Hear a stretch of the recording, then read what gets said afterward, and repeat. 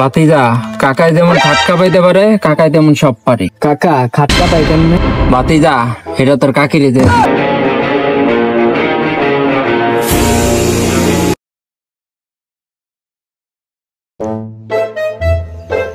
দয়া দেখছো এই চিবি নাকচির বলা আমাকে দেখা মাগরিবাদি করতে গেছে। ঠিক কইছস, শালায় বইসা থাকতে থাকতে লুচি হয়ে গেছে। কি অভিজিৎ দয়া, তোমরা মনে হয় আমার নিয়ে কোনো প্রশংসা করতেছো তাই নাকি?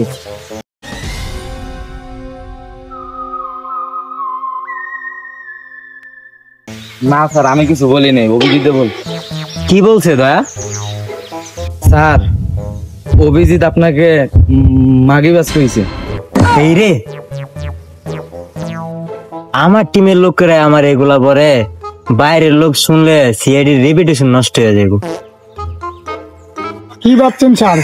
দয়া আমার নামে মিথ্যা বলছে, আপনারা আমি প্রশংসা করলাম। আরে প্রশংসা বাদ দাও, আগে চলো কেসের সমাধান করি। চলো আগে। দয়া, এই কেসটা সমাধান করা আমাদের জন্য খুবই জরুরি। আমি শুনতে পারলাম ওরা নাকি অনেক অস্ত্র আনতে আছে। ঠিক আছে, যেভাবেই হোক আমাদের এই কেসটা সমাধান করতে হইব।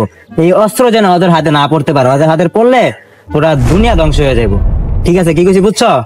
আচ্ছা ঠিক আছে, তাহলে চলো আমরা মিশনটা সাকসেস করি। হ্যাঁ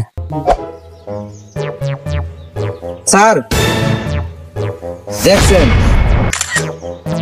দয়া, এটা তো একটা বেগ, তার মানে বুঝতেছো এই রাস্তা দিয়ে মানুষ চলাচল করে, তার মানে আমরা ঠিক রাস্তায়, এই রাস্তায় করে পাওয়া যায়। ঠিক আছে বুঝছো? জি স্যার। উস্তাদ, একটা খবর আছে, আমাদের মালের খবর নাকি সিআইডি জেনে গেছে। কি কস বেটা, এখানে অনেক টাকার মাল, এটা যদি সিআইডি রাতে ধরা পড়ে তাহলে আর আমরা ঘুরে দাঁড়াতে পারবো না। কিছু কর বাবু, কিছু উস্তাদ, আমার কাছে একটা উপায় আছে। উস্তাদ, আমাদের উপায় হলো গ্যাংস্টার কাকারে ধরলে সব সমাধান হয়ে যাবে।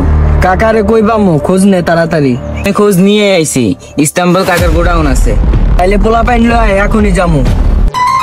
দেখছস ফরিদ, আমি কাকায় যেরকম খাটকা পাইতে পারে এরকম কাকার নাম শুনলে রাস্তাও কাঁপে। কাকা বিশ্বাস হলো না, আপনি খাট কেমনে কাঁপান? ভাতিজা, এটা তোর কাকিরে দে এদিকে।